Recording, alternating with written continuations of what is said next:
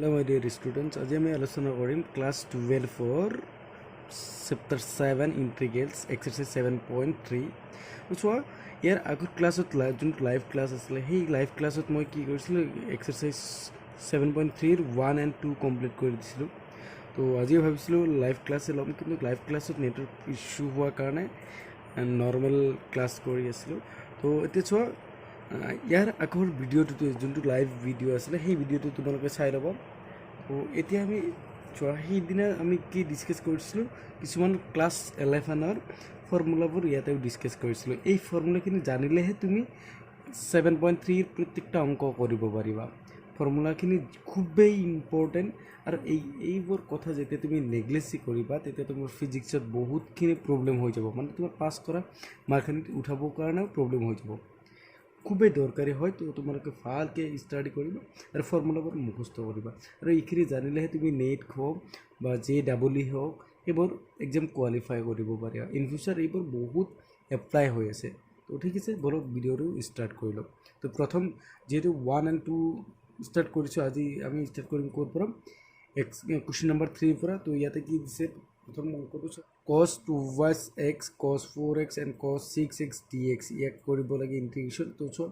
যি এই মাত্ৰ ইয়াতে যি ফৰ্মুলা তোমাক দেখাইছিলোঁ কি ফৰ্মুলা এইটো মই ছাইডতে আৰু দেখাই আছোঁ চাপ'জ cos ঠিক আছে cos a and cos b আৰু ইয়াতে মই এটা 2 লগাই দিছোঁ তেতিয়াহ'লে এই ফৰ্মুলাটো কি হৈ যায় চাবা cos a plus b আৰু ইয়াতে কি লিখিবা plus cos a minus b হৈ যায়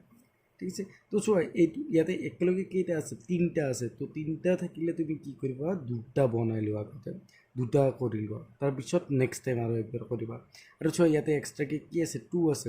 এই 2টো কি কৰি দিম 2 এটা বনাবৰ কাৰণে ইয়াতে 2ৰে ডিভাইড কৰি দিয়া আৰু 2 ইয়াতে এক্সট্ৰাকৈ মাল্টিপ্লাই কৰি দিম ঠিক আছে তো চোৱা cos 2x থাকি গ'ল চ' যিহেতু ইয়াতে ইনটু হৈ আছে কোনোবাক আগত লিখিছে কোনোবাক পিছত লিখিছে একো প্ৰব্লেম নহয় মই ইয়াতে cos 6x লিখি দিলোঁ আৰু cos 4x লিখি দিলোঁ dx লিখি দিলোঁ চ' ইয়াতে 2 মই এটা ডিভাইড কৰি দিছোঁ এই 2টো আৰু ইয়াতে মই ইনটু কৰি দি দিছোঁ ক্লিয়াৰ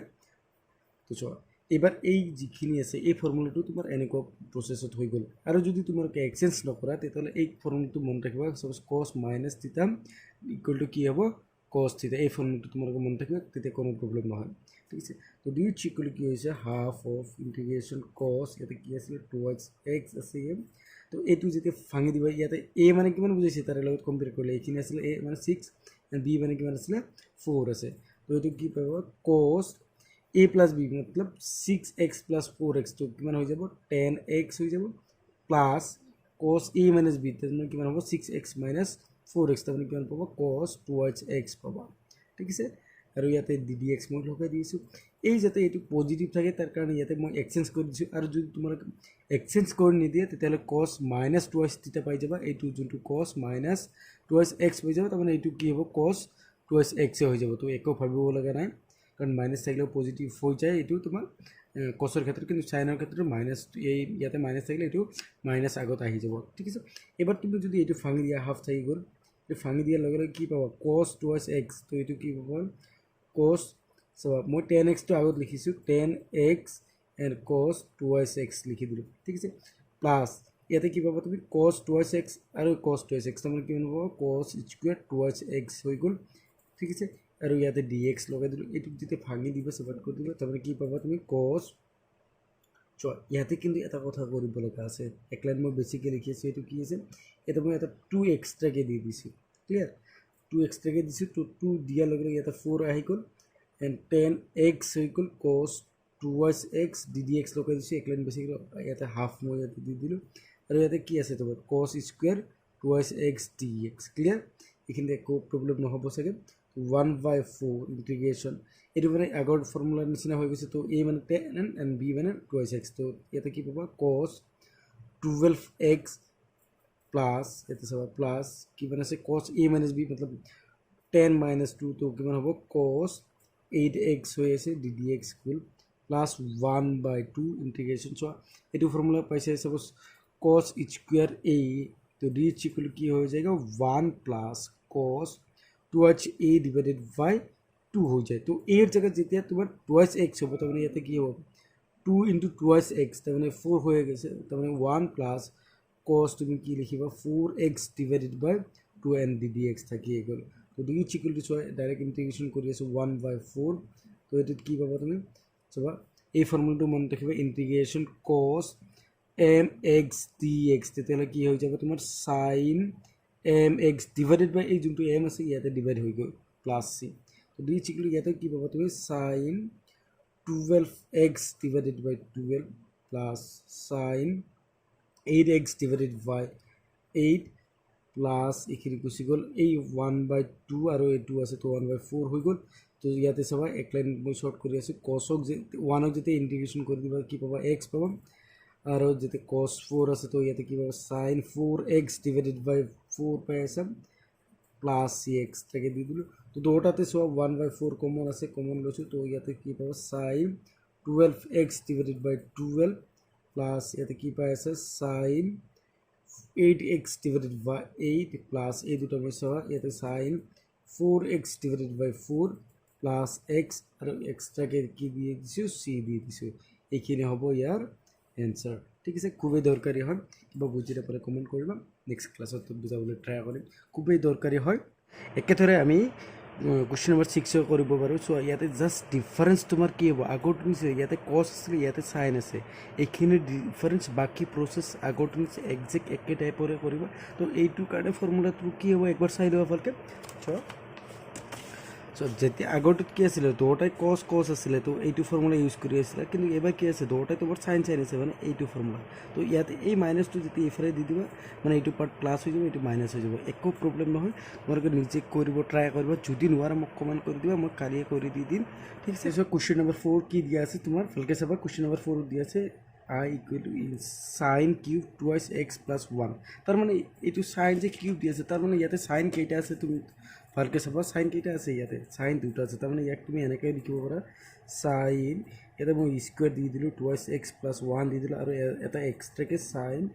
twice x plus 1 মই ইয়াতে লিখি দিলো ঠিক আছে চোৱা কাৰণ কি x কিউব মানে ইয়াতে কি আছে x into কেইটা আছে তিনটা x আছে এই দুটা একলগ লিখিছে আৰু এতে সেপাৰেট লিখিছো ঠিক আছে এবাৰ তুমি কাম কৰি লোৱা এইখিনি তুমি sin যোনটো আছে তো ইয়াক তুমি আৰু চেঞ্জ কৰি ল'ব পাৰা চোৱা কাৰণ তুমি এইটো গম পোৱা যে কি cos square x plus sin square x equal to কি হৈ যায় 1 হৈ যায় তো ইয়াৰে পৰা যেতিয়া তুমি sin স্কয়াৰ x ৰাখিবা তাৰ মানে ইয়াতে কি পাবা 1 মাইনাস cos স্কয়াৰ x হৈ যায় x ৰ জায়গাত ইয়াতে কি আছে 2x plus 1 আছে তো ইয়াক তুমি 1 মাইনাস cos স্কয়ার 2x 1 লিখিব পাৰা বুজি গ'ল ঠিক আছে আৰু ইয়াতে কি লিখিবা sin 2x plus 1 dx লিখিবা এইখিনি করতে কোনো প্রবলেম নাই নেক্সট এতে চাবা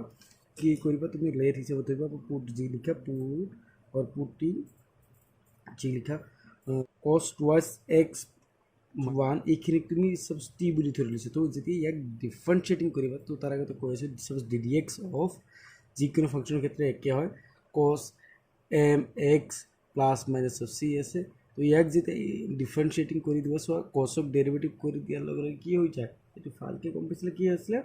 মাইনাস sin হৈ যায় ঠিক আছে তো ইয়াতে কি পাবো মাইনাস এই m টো আগত আছে m আগত আহি যাব তাৰপিছত ইয়াতে কি লিখিবা তুমি sin mx plus minus c তাৰ মানে কি যদি মাইনাস থাকে তো ইয়াতে মাইনাস আহি যাব প্লাস আহিলে প্লাস হৈ যাব আৰু যদি উল্টা হৈ যায় যেনেকৈ ইয়াতে c মাইনাস mx হৈ যায় তেতিয়াহ'লে এই মাইনাসটো তেতিয়া কি হৈ যাব মাইনাস প্লাস হৈ যাব বাকি একো ডিফারেন্স নাই আৰু ইয়াতে c মাইনাস mx হৈ যাব ঠিক আছে তো ইয়াতে যেতিয়া ইয়াক যেতিয়া ডেরিভেটিভ কৰিবা উইথ ৰেসপেক্ট টু x তাৰমানে ইয়াতে কি পাবা তুমি মাইনাস এই 2m মানে 2 তো 2 আগতে গুছি আহিল তো ইয়াতে কি লিখিব sin 2x 1 আৰু ইফালে কি পাবা dt